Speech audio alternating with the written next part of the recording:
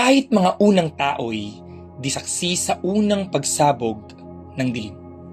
Unang bugso ng sinag o pagguho ng panahon para magkapanahon. Malaman man sa kapanahunan ng kanilang agwat mula sa simula, sa isa't isa, at sa katapusan, hindi matitiyak sa lagasan ng unang mga bituin kung paanong umugong ang liwanag sa kawalan. May mga tuldok na mamamatay, mabubuhay, tutuloy-tuloy sa pagdaloy, hahabol sa bilyong taon, dadagdag sa libong bituing mabubuhay, mamamatay muli. Ngunit hindi.